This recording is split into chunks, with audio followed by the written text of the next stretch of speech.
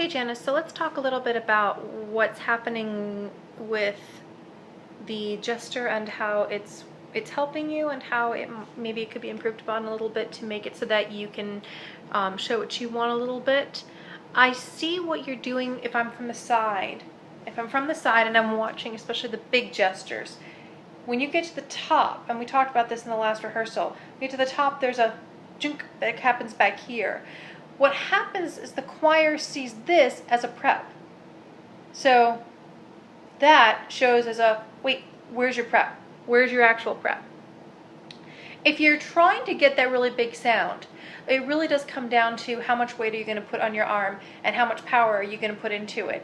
You have the power, and this actually comes from Dr. Shower, you have the power to drop your arm's weight completely and then to pick it up at the bottom.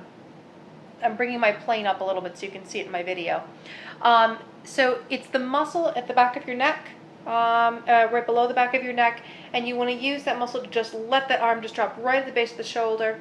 Just want to let it just drop. So if I'm doing the opening of the the return to the Requiem theme again, right where you had that really big gesture, you could do boom, or if you want to get really more power into it, show me more bounce at the bottom. Boom. And it's the bounce here and it's the rebound that tells me, oh, that was a really big gesture. Boom. Now, the other thing I'm doing in there is this is exactly the same thing I said to Daniel in his video.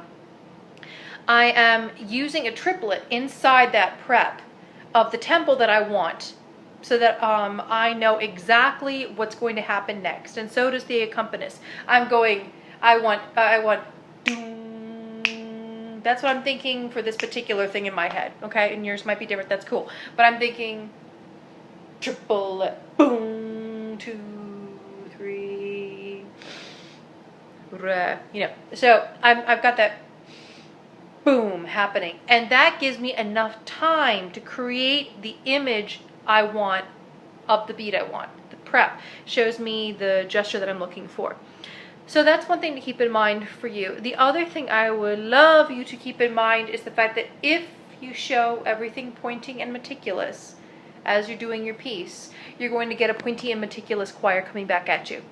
And I think we may be time for us to do what I did to you last year again, where I tell the choir to sing exactly what they see, because what's going to happen is all of a sudden you're going to be getting a lot of boink for your downbeats. Instead of letting that boink, remember the Shower thing about letting the flick of, I think it was, she had a little flick of water going bonk, like that, bonk. Instead of doing that with this so much, you want more of a steady, strong beat. I am steady, I am strong, I am kind of boring, and that's okay.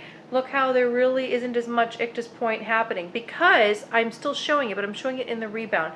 Here's my rebound, boom. It's there. I can still show it, but see how it's shown here? And I'm using the muscles here, go up this way, which, to be perfectly honest, is probably why I have a pinched nerve in my neck that drives me nuts all the time.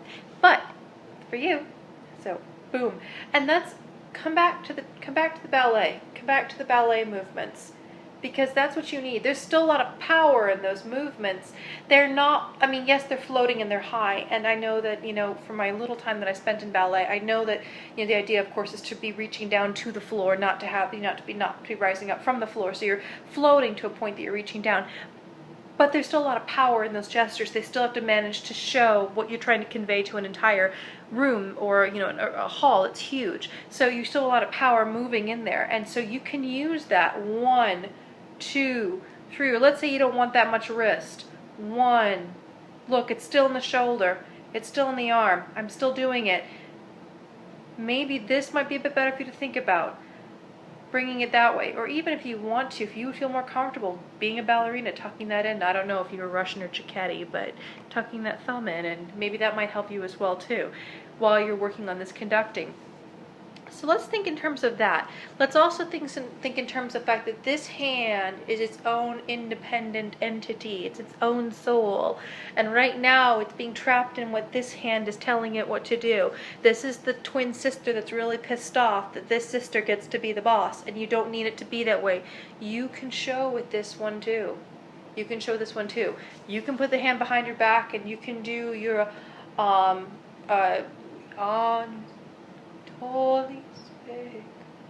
Tamundi. But this would be really great for you just to see how you want to actually shape things, how you want to actually move things. I don't want you to think about the fact that you may have screwed up a pattern this next week. I don't give a crap if you screw up a pattern. That does not matter to me. What matters to me is that you were able to get out of got to be in the pattern. Got to be Janis. Got to do exactly what I'm supposed to do all the time. And I want you to do something that you're not supposed to do. I want you to show the emotion and the feeling. And I know you have feelings and emotions. And I want to see them in here with ballet. So good luck. Hopefully this helps a little bit. And I'm looking forward to seeing what you do on Tuesday. Bye.